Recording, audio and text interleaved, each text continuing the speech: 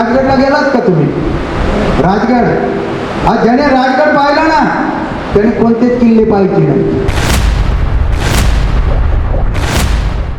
वस्तू व सेवा कर भवन शिवजयंती उत्सव समितीच्या वतीने आपण आता चाललोय संगमनेरला.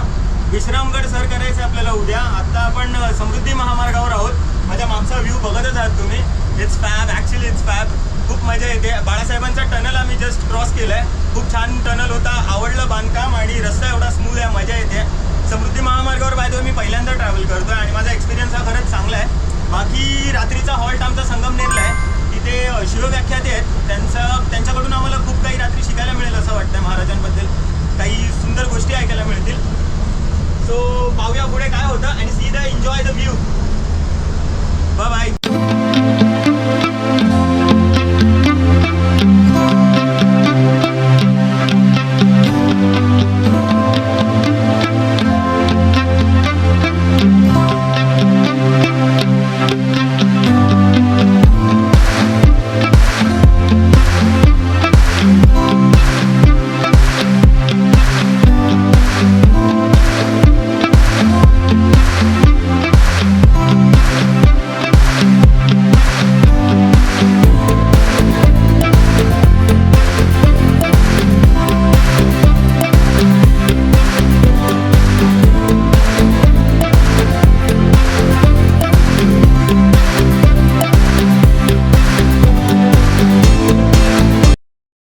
निघालो आता संगमनेरला. आपल्याबरोबर जगदाळे सर आहेत.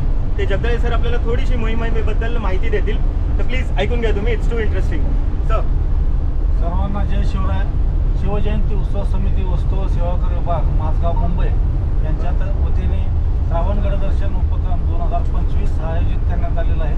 या उपक्रमादरम्यान समितीचे शिवप्रेमी पहिल्यांदा उद्या किल्ले पेमगिरी, जे की स्वराज्य संकल्प भूमी म्हणून ओळखले जाते, कारण शहाजी महाराजांनी मुर्तुजा निजाम या 3 वर्षाच्या मुलाला सिंहासनावर बसवून 3 वर्ष निजामशाहीच्या राज्य चालवलं आणि या 3 वर्षाचं राज्य चालवत असताना शहाजी महाराजांच्या मनात प्रश्न निर्माण झाला की जर मी यांचं राज्य 3 वर्ष चालवू शकत असेल तर स्वतःचं राज्य का निर्माण करू शकत नाही. इथूनच स्वराज्य स्थापनेच्या या अभियानाची मुहूर्तमेढ रोवली गेली. त्यामुळे या किल्ले पेमगिरीला विशेष महत्त्व आहे. ते स्वराज्य संकल्प भूमी म्हणून ती भूमी ओळखली जाते. या पेमगिरी किल्ल्याला भेट दिल्यानंतर सर्व शिवप्रेमी आशिया खंडातलं सर्वात मोठं वडाचं झाड आहे, त्या वडाच्या झाडाला भेट देणार आहेत. आज रात्री संगमनेरच्या शेजारीच खांडेश्वर या पवित्र ठिकाणी शिवप्रेमींचा मुक्काम राहणार आहे आणि उद्या सकाळी 8 वाजता किल्ले पेमगिरीसाठी सर्व शिवप्रेमी रवाना होतील. किल्ले पेमगिरी बघितल्यानंतर सर्व शिवप्रेमी रांदा फॉल, भंडारदरा आणि इतर निसर्गरम्य ठिकाणी भेट देणार आहेत. उद्याचा मुक्काम अकोले येथील पंकज लॉन्स येथे आहे आणि रविवार दिनांक 3 ऑगस्ट रोजी सर्व शिवप्रेमी या उपक्रमाचं मुख्य आकर्षण किल्ले विश्रामगड या ठिकाणी भेट देण्यासाठी जाणार आहेत. किल्ले विश्रामगडचं महत्त्व म्हणजे जेव्हा छत्रपती शिवाजी महाराजांनी जालना येथे लूट केलेली होती, ती लूट परत घेऊन येत असताना रणमस्त खान नावाचा मुघल सरदार महाराजांच्या पाठीमागे होता. 10,000 सैन्य त्याच्याबरोबर होतं. त्याला चकमा देण्यासाठी महाराजांनी विश्रामगडची निवड केली आणि या विश्रामगडावरती शिवाजी महाराज तब्बल 33 दिवस मुक्कामाला होते. हे या विश्रामगडचं विशेष महत्त्व आहे. त्यामुळे आपल्यासाठी ही अतिशय पवित्र भूमी आहे.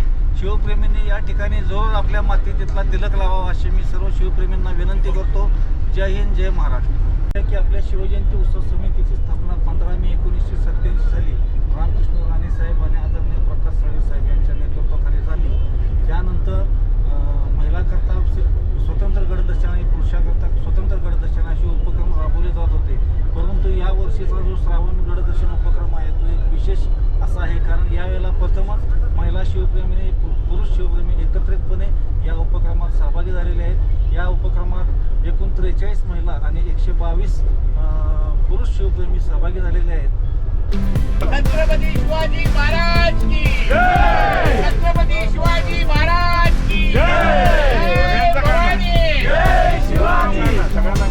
तुमचं आमचं नातं काय?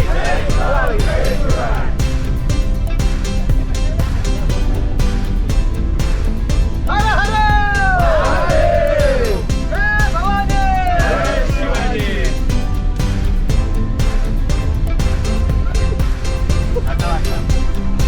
महाराज वास्तुशास्त्रज्ञ आहे. वर्षाचं आयुष्य महाराजांना लाभलेलं आहे, फक्त 50 वर्षाचं. आणि 16 वर्ष सोडली पहिली तर 16 वर्षानंतर 34 वर्षात महाराजांनी स्वराज्याची घडी बसवलेली आहे. महाराजांचं स्वराज्य फार मोठं नाही आहे, लक्षात घ्या. हवाई अंतर जर पाहिलं तर 280 किलोमीटर उत्तर दक्षिण हवाई म्हणजे विमान मार्गाने, आणि रुंदी फक्त 80 किलोमीटर आहे. म्हणजे हा सह्याद्री जसा पसरला आहे, फक्त 8 जिल्ह्यांचं स्वराज्य महाराजांचं, हे आपण लक्षात घेतलं पाहिजे. आणि या 8 जिल्ह्यांच्या स्वराज्यामध्ये एक राष्ट्रपुरुष जगाला एक वेगळी दिशा दाखवून जातोय, हे आपण अभ्यास करताना नमूद केलं पाहिजे. आणि त्याचमुळं महाराजांनी एक वास्तुशास्त्रज्ञ म्हणून या सह्याद्रीच्या गिरीशिखरांवरती 360 किल्ल्यांच्या माध्यमातून स्वतःचं स्वराज्य निर्माण केलं. त्यापैकी 110 किल्ले महाराजांनी स्वतः बांधले. आम्हाला 9 इंचाची भिंत बांधता येत नाही. आणि यांची सगळ्या भिंतीची लांबी जर पाहिली तर चीनची भिंत तयार होते. काय वास्तुशास्त्रज्ञाचा अफाट नमुना आहे. कधी राजगडला गेलात का तुम्ही? राजगड, आज ज्याने राजगड पाहिला ना त्याने कोणतेच किल्ले पाहिजे नाही. राजगड आयुष्यामध्ये करा, कारण राजगडाशी छत्रपती शिवाजी महाराजांचा सगळा इतिहास हा निर्माण झालेला आहे. सगळ्या मोहिमांचा साक्षीदार राजगड किल्ला आहे. आणि राजगडावरती स्वच्छ वातावरण ज्यावेळेस असेल ना त्यावेळेस राजगडाच्या बालेकिल्ल्यावरती जायचं. 24 किल्ल्यांचं दर्शन होतं, 24 किल्ल्यांचं. इकडं रायगड दिसतोय, तोरणा दिसतोय, लिंगाणा दिसतोय, प्रतापगड दिसतोय, पूर्वेला पुरंदर दिसतोय, या बाजूला सिंहगड दिसतोय, इकडं लोहगड, विसापूर, राजमाची, पुरीगड वगैरे सगळे तुंग, तिकोणा सगळे किल्ले, 24 किल्ले दिसतात. महाराजांचं पिठभर स्वराज्य राजगडावरून दिसायचं. आणि